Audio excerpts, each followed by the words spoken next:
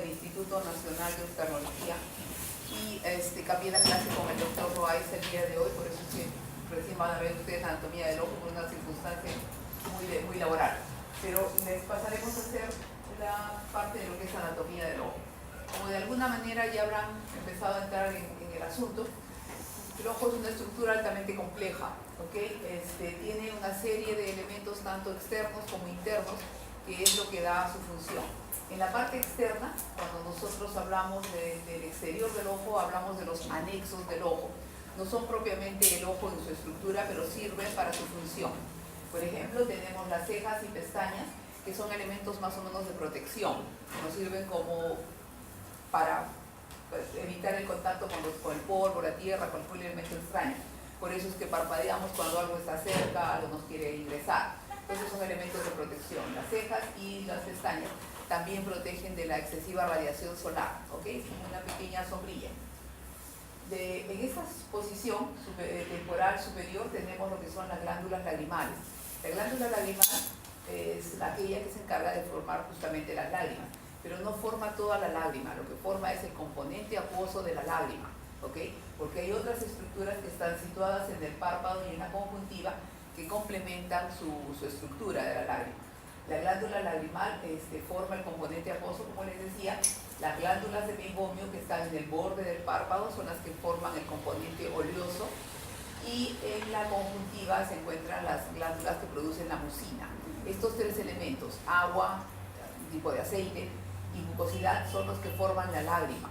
Por eso es que cuando nosotros hablamos en la clínica de ojo seco, no hablamos estrictamente de un ojo que no se moje, porque la glándula lagrimal generalmente funciona.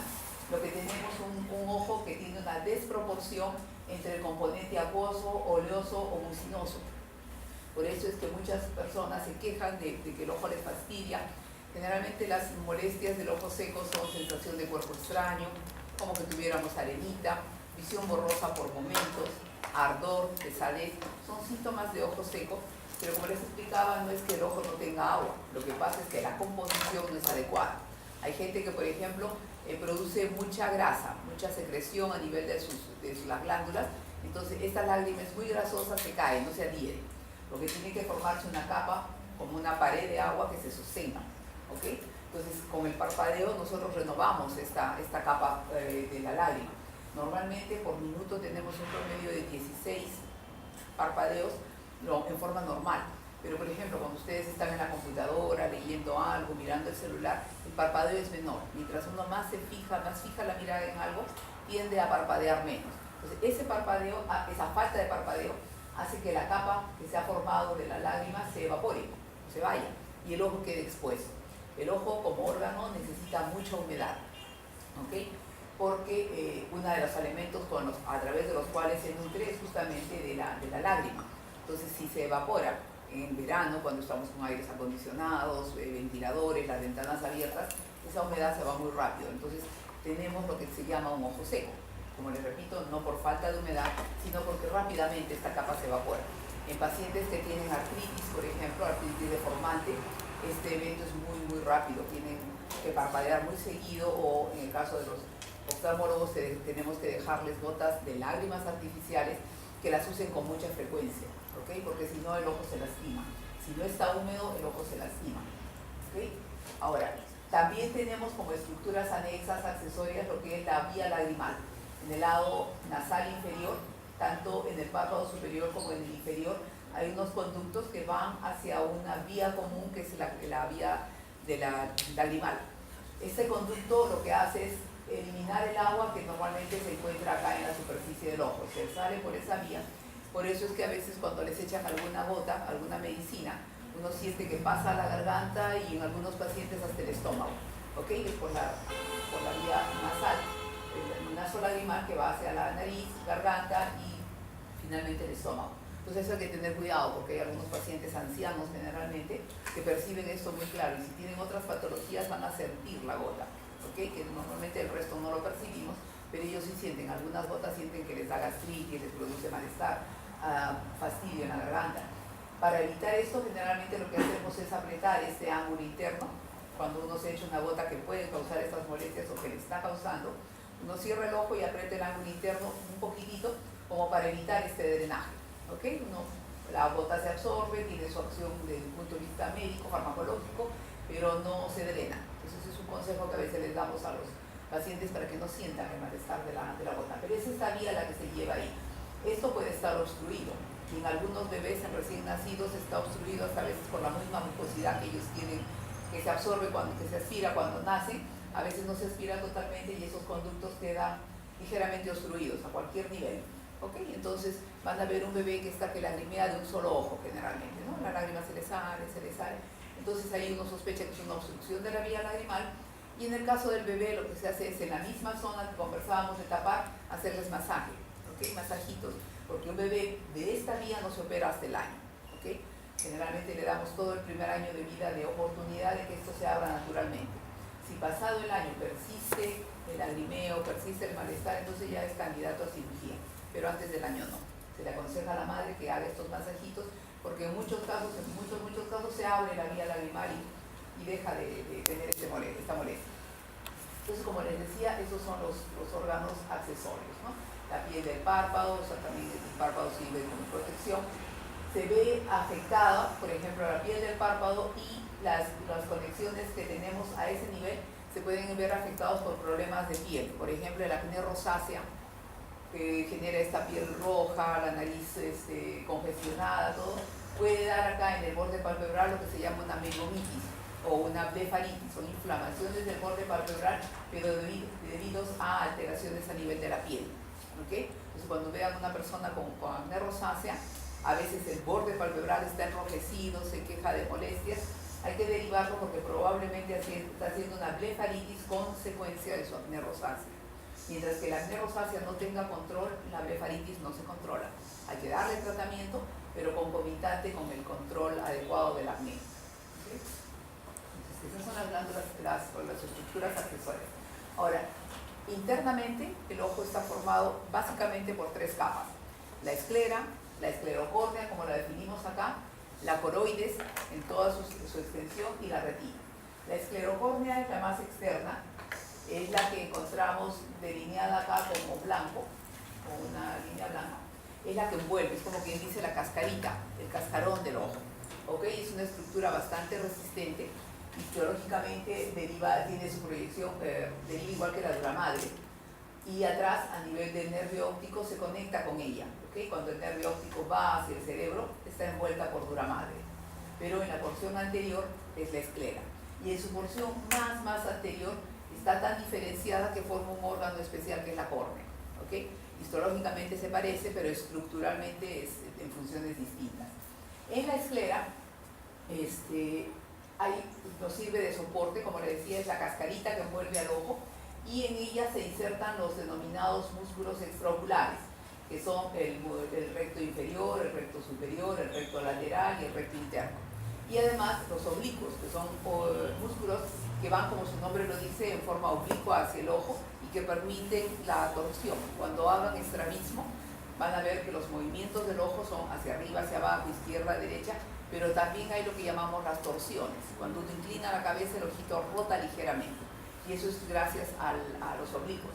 Igual cuando miramos hacia arriba, miramos hacia abajo, hay cierto movimiento de los oblicuos para esos movimientos que denominamos movimientos conjugados de la mirada, porque los hacen los dos ojos. ¿Okay? Los movimientos están coordinados para que, por ejemplo, cuando miramos a la derecha, el recto lateral derecho es el que jala, mientras que el del ojo izquierdo es el recto interno. Cuando miramos hacia el otro lado es la otra pareja de músculos. Esto es para que los dos ojos tengan una mirada conjugada, porque si no cada uno iría por su lado. ¿Okay? Entonces, cuando hay una alteración a nivel muscular es donde se presentan los estrabismos. Un ojo mira una dirección y el otro ojo está en diferente, ¿no? Entonces, generalmente son por problemas musculares, especialmente en niños. Cuando un niño ve que hay desvío, generalmente el trastorno, el problema, primeramente es a nivel muscular. Ahora, también hay desviaciones debidas a problemas refractivos. Cuando el niño no ve o cuando la persona no ve, ese ojo tiende a no obedecer, se separa. Entonces, también hay algunos problemas que en el caso del niño pueden corregirse simplemente corrigiendo su defecto visual. Si no corrige con lentes, entonces definitivamente es muscular y eso hay que operar. No todos los estrabismos se operan. Hay que ver si son refractivos o si son musculares. Si son musculares sí, si son refractivos no. Pero como les decía, la esclera ahí es su zona de inserción. Quirúrgicamente también es la zona donde la esclera es más adelgazada. Cuando hay, por ejemplo, un trauma ocular, cuando exploramos para ver hasta dónde llega el trauma, siempre se explora debajo de los músculos, porque al ser la zona más delgada es donde a veces el ojo estalla. ¿Okay? Puede recibir un golpe, externamente puede verse relativamente bien, pero a nivel de las inserciones musculares puede haber una herida escleral oculta. Siempre se busca ahí detrás. ¿Okay? Entonces, como les decía, esta estructura es la blanca, la parte blanca. Ahora, acá adelante, entre el ojo y el párpado, tenemos una estructura que es más simple, que es la conjuntiva. La conjuntiva no envuelve todo el ojo, solamente envuelve desde el borde de la córnea, va hasta el fondo del saco y da la vuelta hacia el párpado. Entonces tenemos conjuntiva palpebral y conjuntiva vulvar. ¿Okay? Cuando uno levanta, está mirando la conjuntiva en la parte blanca del ojo, pero como les repito, solamente está situado en la parte anterior y en la parte de atrás de los párpados, pero no va hacia atrás, no envuelve el ojo. La esclera es la primera capa que envuelve totalmente y se proyecta hacia atrás, como les decía, en la dura madre, envolviendo el nervio óptico. Entonces, es una estructura que es básicamente un caparazón, una estructura de protección. Como les decía, hacia delante de la esclera tenemos una capa transparente que es la córnea. La córnea es un disco que tiene más o menos la apariencia de la mitad de una pelota de fútbol. Como si hubiéramos cortado la mitad, es un semicírculo, con todos sus radios que deberían ser iguales. ¿Okay? Esto se halla delante del iris, por eso normalmente no lo percibimos porque es transparente, pero cuando nos podemos de perfil podemos ver que es una estructura como que saca una pancita. Esta estructura debería tener una forma estrictamente redonda, pero en los astigmatas, cuando vean las clases de refracción, van a ver que los astigmatas, las córneas no son estrictamente redondas. ¿Okay? Si nos hacemos una imagen, la córnea normal es como quien dice la mitad de una pelotita de fútbol, pero la córnea del astigmata es como quien dice la mitad de un huevito. ¿Okay? Hay un lado más largo y un lado más corto. Esa diferencia de forma de la córnea, que es un poco elíptica, no es redonda, hace que la proyección de la imagen en el fondo de ojo no sea igual. El lado largo proyecta en un punto y el lado corto proyecta en otro punto. Eso percibe la persona con astigmatismo, la imagen con sombra, porque no es un solo punto de visión, sino dos. Uno más adelante, uno más atrás, se sobreponen, entonces la persona con astigmatismo percibe como una sombra. ¿Okay? Cuando lee, por ejemplo, la cartilla, si ve una A, como le ve la sombra, de repente le parece una B, le parece un 8, dependiendo de cómo sea la letra, entonces ve esa sombra, es el astigmatismo. Entonces, el astigmatismo, en el caso de los defectos refractivos, está dado por la córnea. La curvatura de la córnea en el eje horizontal y en el eje vertical. ¿Okay? Es una estructura muy compleja, nos funciona como un lente. Si ustedes se dan cuenta, es una estructura que no tiene no tiene vasos que la nutran. ¿Okay? Es la única estructura del cuerpo que al no recibir vasos es perfectamente trasplantable. ¿Okay? Eso es lo que se trasplanta cuando uno habla de trasplante de ojo, ¿no? No se trasplanta todo el ojo, solo la córnea. Hasta ahorita solo se puede hacer trasplante de córnea, porque al no ser vascularizada, uno puede pasarla relativamente tranquilo de un individuo a otro y no tener problemas de rechazo. ¿Okay? Entonces es una estructura muy especializada, nos funciona, se comporta como un lente. Cuando vean refracción, si ya no han visto, es la unidad de medida de óptica es la dioptría. ¿Okay? Entonces esta córnea tiene un poder dióptrico, funciona como un lente, se nutre tanto de las lágrimas que hablábamos hace un momento, que tienen grasita, mucina, agua, y en su estructura llevan algunos elementos nutritivos, como en la parte posterior de lo que es el humor acuoso. ¿Okay? Tanto por fuera como por dentro, delante y detrás, la córnea tiene elementos acuosos que la nutren. Por eso es que cuando le quitamos la lágrima a alguien, le manifiesta dolor. Y si es mucha la pérdida de humedad, la córnea empieza a sufrir y puede tener lo que se llama una queratitis. ¿Okay?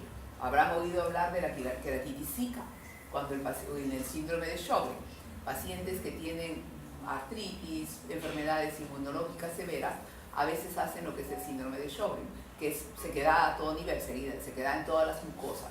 Entonces, una de las que más se compromete es el ojo, porque al no tener humedad, la córnea empieza a hacer lesiones, no tiene la nutrición, no tiene la humedad adecuada, y empieza a hacer lesiones en su superficie, y a eso se denomina una queratitis. ¿Okay? queratitis seca en este caso, ¿no? Por falta de la lágrima, porque en sus seminarios van a ver que hay otros tipos de queratitis debido a otros factores, pero este que es debido a la lágrima se denomina queratitis seca. Entonces eso hay que tener muy en cuenta. No todos ustedes van a ser oftalmólogos, es obvio, pero por ejemplo aquellos que estén en unidades de cuidados intensivos, pacientes en coma, no pueden tener los ojitos cerrados demasiado tiempo porque no hay una adecuada lubricación.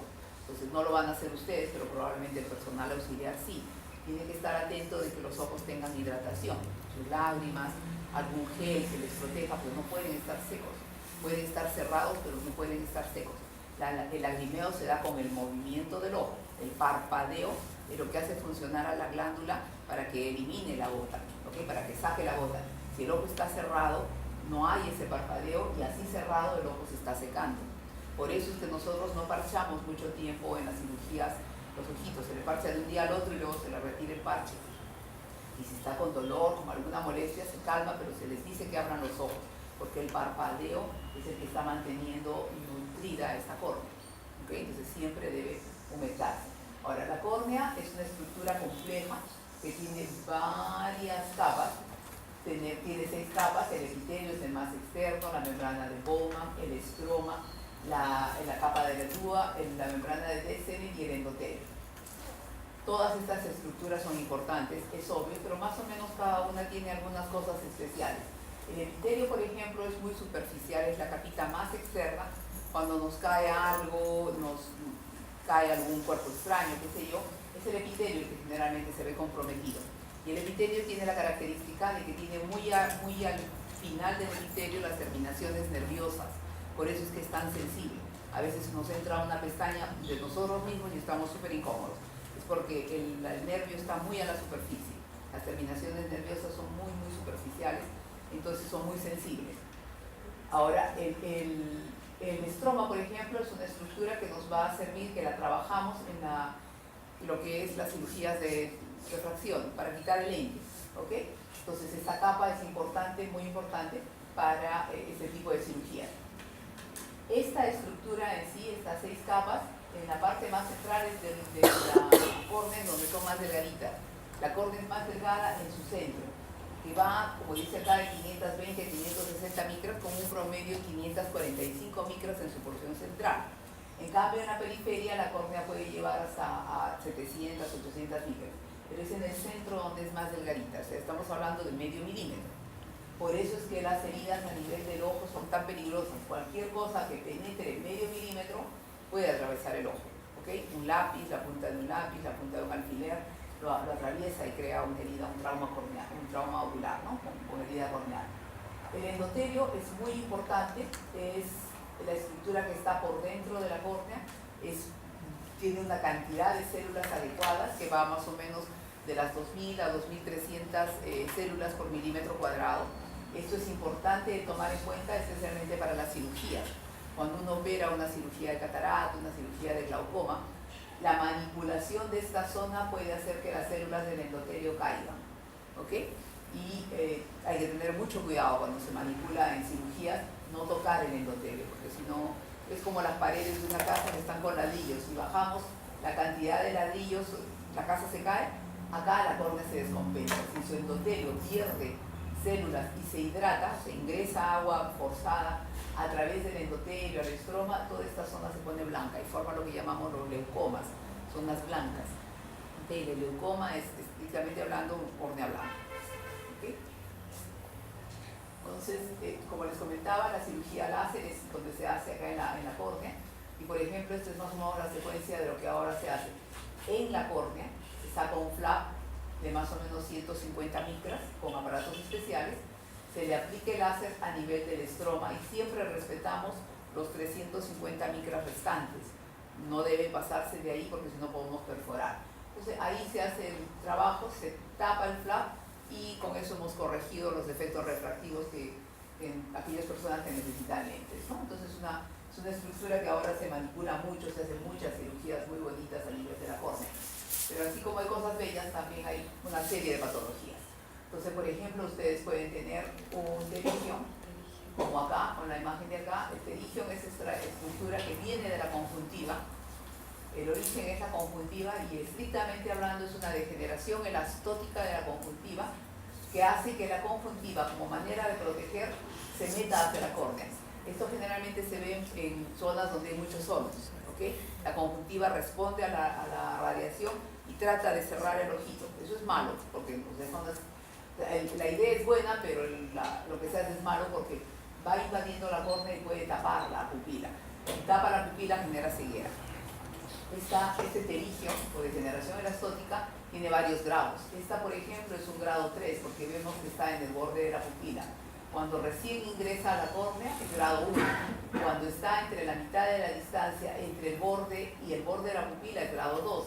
Cuando está como acá en el borde de la pupila, grado 3. Y si pasó la pupila es grado 4. Generalmente son quirúrgicos desde el grado 2. El grado 1 no mucho porque son muy pequeñitos y es cierto pueden recidivar. ¿Okay? Siempre las carnosidades eventualmente pueden recidivar. ¿Okay? Entonces acá tenemos carnosidades. Ahora también hay que ver que en esta zona también hay asiento de cáncer. ¿Okay? Parecido, no igual, pero parecida a la imagen puede verse en cáncer vasocelular de conjuntiva. Acá, por ejemplo, tenemos córneas grandes, lo que llamamos el oftalmo. Eso hay que buscar con mucho cuidado en bebés. Los que sean pediatras tienen que tener muy en cuenta que cuando nacen estos bebitos que parecen caricaturas chinas, que son muy bonitas, ojito grande, puro ojito, hay que tener cuidado porque así se manifiesta el glaucoma congénito. ¿Okay? Esos ojitos grandes que la córnea llena casi todo el ojito, puede ser un oftalmos y es un signo de glaucoma congénito. Eso es derivación inmediata al oftalmólogo porque esos ojitos se quedan ciegos muy rápido. El bebé, la triada clásica del glaucoma congénito es el oftalmos o córnea grande, la epífora, lloran, o sea, no lloran, sino la lágrima se les sale, y la respuesta a la luz, no les gusta la luz, huyen, uno les pone una linterna y huyen de la luz. Entonces esos tres signos son clásicos del glaucoma congénito. ¿Ok? Entonces eso hay que recordar. También la córnea puede ser asiento de traumas, como en este caso una quemadura. Las quemaduras por álcali y por ácido deben ser tratadas de inmediato. Agua, en cualquier agua que encuentren. Lo que tienen que hacer es liberar que estas sustancias no sigan actuando. Los álcalis, cuando entran en contacto con el tejido, forman, la reacción que hacen es como formar proteínas, depósito de proteínas. Entonces, de alguna manera, la quemadura por ácido se detiene. Igual hay que lavarla, pero no penetra demasiado al tejido. En cambio, las quemaduras por ácido, como ustedes saben de química básica, el ácido con el álcali con la grasa se saponifican, forman jabones. Como en esta zona hay mucha grasa, el álcali sigue penetrando y sigue dañando, por eso es que se lava. En el hospital, cuando nos llegan con quemaduras, generalmente ya el personal sabe y pregunta, echan al paciente, le brocan la cabeza, si tienen anestésico a la mano, un poquito de anestésico, pero lo primero es 1 litro de suero fisiológico por cada ojo, ¿okay? Y se lava en cantidad, porque el pequeño remanente de líquido que quede, o de ácido o álcali que quede, puede dañar irreversiblemente el ojo. ¿Okay? Acá tienen ustedes una córnea que se ha descompensado, un párpado que está todo hiperémico, miren cómo está el borde. A veces se genera lo que se llama el simbléfaro, la conjuntiva vulvar y palpebral se pegan, porque se adhieren a la córnea, entonces es un desastre. Entonces siempre esto se lava de inmediato. Si no tienen suero, porque por ahí están en su serum, en algún sitio muy alejado, agua, ¿okay? Lo que encuentren, pero hay que lavar esos ojitos. Acá, por ejemplo, en eso es un recién nacido, más que la córnea, acá era para mostrarles la pupila blanca. Las leucocorias, que es diferente a leucoma es córnea blanca. La leucocoria es pupila blanca. La pupila blanca también es de derivación inmediata, porque acá tienen ustedes varios diagnósticos, pero los 3 más frecuentes son retinoblastoma, que es el principal cáncer de ojos en niños, cataratas congénitas o persistencia del vitrio primario. Como acá el niño a través de esa pupila blanca no va a poder ver, hay que operarlo de inmediato, así sea una catarata que en realidad es benigna. Pero en un bebé la catarata es una emergencia, porque si dejamos que el bebé pase varios meses de vida con esa opacidad, cuando le quitemos la catarata igual no va a ver, porque como no ha tenido estímulo visual va a convertirse en un ojo ambliope. La ambliopía es la incapacidad del ojo de ver a pesar de que le ponemos todo lo adecuado para que mire, ¿ok? Cuando ustedes han pasado, algunos tienen lentes, cuando uno Sin lentes miramos poco, pero nos ponen el lente y miramos clarito, 20-20. Eso es una persona normal. Pero cuando alguna vez nos ponen el lente y el lente no nos da la visión normal, eso se llama ambliopía o ojo perezoso. Ese ojito no ha tenido la estimulación y a pesar de usar lente, a pesar de que con el lente debería mirar, no mira. ¿Okay? Es porque no desarrolló internamente con el cerebro la conexión adecuada para mirar.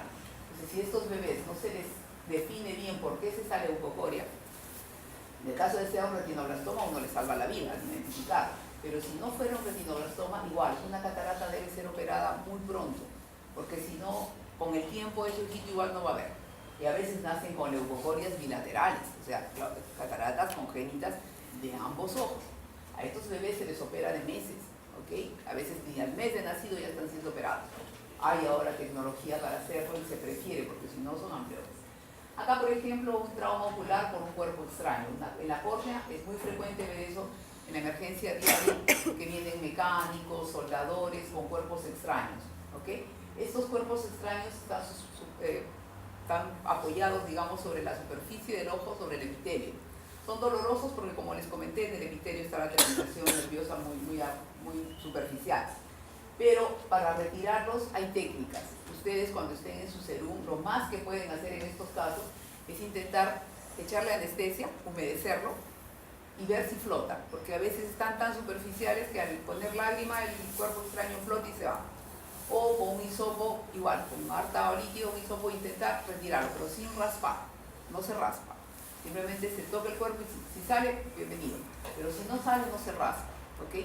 Porque como les decía, el espesor de la córnea es muy pequeñito. Uno no puede estar raspando porque si no lesiona el epitelio, lesiona la membrana y se va hacia adentro. Y el cuerpo no sale por flotación, ¿ok?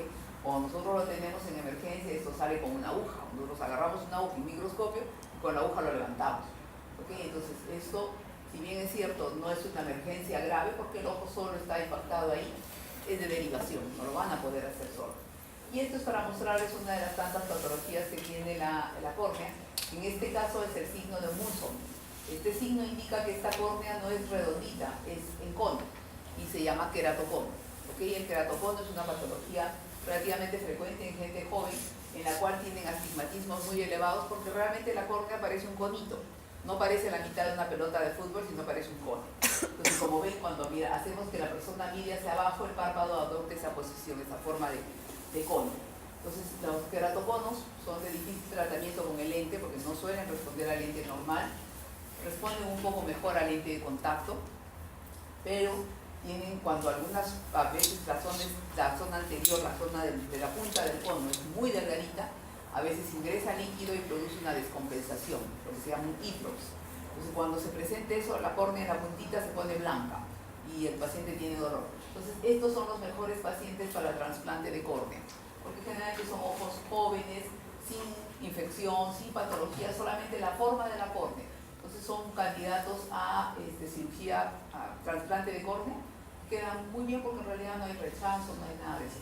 Y la córnea se les puede aplanar, ¿no? Entonces son las diferentes, que hay un montón más, pero para que tengan una idea, una panorámica de lo que puede ser. Detrás de la córnea, como les decía, hay líquido y eso es el humor acuoso. Lo que nosotros ya percibimos es el iris, la zona de color, pero entre el iris y la córnea hay una cavidad que se le llama la cámara anterior. La cámara anterior está llena de este humor acuoso, ¿ok? Entonces, el humor acuoso es un elemento que tiene su formación detrás del iris. Miren esta imagen, ubíquense, esta es la córnea transparente, esto es una lámina gringa, obviamente, ojo celeste, y para que vean cómo detrás del iris, detrás del iris exactamente, hay lo que conocemos como procesos ciliares. Son estructuras vascularizadas que forman el humor acuoso, lo mandan a través de la pupila y luego a través de los 360 grados que bordean el iris, hay una zona de drenaje. A ese ángulo se le llama la zona de la malla trabecular, que es porque donde drena el humor acuoso. ¿Okay? Esto lo van a ver un poquito más específico cuando hagan el tema de glaucoma. ¿Okay? Porque cuando hay una excesiva formación o un déficit de salida, el humor acuoso comienza a aumentar en cantidad y se origina lo que conocemos como glaucoma. ¿Okay? Entonces el humor acuoso obviamente es un líquido transparente, nutre al cristalino, nutre al iris, nutre a la córnea, porque tiene una serie de componentes que son nutritivos, una serie de electrolitos, proteínas, ¿okay? Y básicamente esa es su función. Pero cuando esté en exceso, porque no sale bien o porque se produce mucho, el exceso de ese humor acuoso da una patología que se conoce como glaucoma. ¿Okay? Entonces acá, para mencionarles eso, para que tengan una idea, más que nada, pues nuestro examen tiene una serie de elementos en su composición que lo hacen un elemento que nutre a las estructuras. Entonces, como les decía, cuando esto no tiene una adecuada salida, la repercusión es a nivel del nervio que está atrás.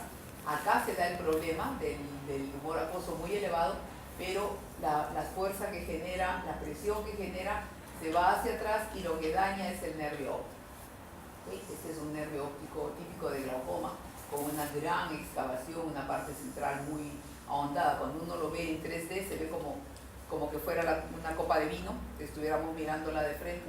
Entonces se ve todo esto hundido. ¿Okay? Entonces se encuentra adelante el humor, pero causa el daño en el polo posterior. La siguiente estructura es el iris. La hemos diferenciado porque estructuralmente forma parte de lo que se conoce como la uvea o coroides, o sea, la segunda capa que envuelve el ojo. Pero esta uvea o coroides se divide en segmentos. La parte que está dentro del ojo se le conoce como coroides. La parte que es intermedia, la que está adelante, que tiene una actividad muy definida, es el iris. Estructuralmente es igual que la coroides, pero funcionalmente tiene otras cosas de actividad. Este iris básicamente está formado por fibras musculares, circulares y radiadas, que hacen que tenga una función en cuanto al tamaño de la pupila. Su actividad es funcionar como un filtro, ¿okay? Cuando actúan está regido por el sistema parasimpático y simpático. Cuando el sistema parasimpático es el que está involucrado, la pupila se pone pequeña, tenemos miosis. Y cuando el sistema simpático es el que está involucrado, la pupila se pone midriática, ¿ok? Se abre. Entonces esto es importante porque nos regula la cantidad de luz. Cuando ustedes están en un ambiente oscuro y salen a la luz, la pupila se pone cerrada, bloquea la luz. Y cuando entran al cine, la pupila se abre. Les habrá pasado que cuando entran al cine, cuando ya la película empezó, no ven nada, pero como a los 5 segundos se aclara todo, porque en ese intervalo la pupila se ha abierto, ¿okay? Se ha abierto y pueden captar todo lo que está alrededor a pesar de estar a oscuras. Entonces es un filtro que regula la capacidad la cantidad de luz que ingresa al ojo. También su pigmento nos sirve de protección. Por ejemplo, dentro del ojo hay una enfermedad que se da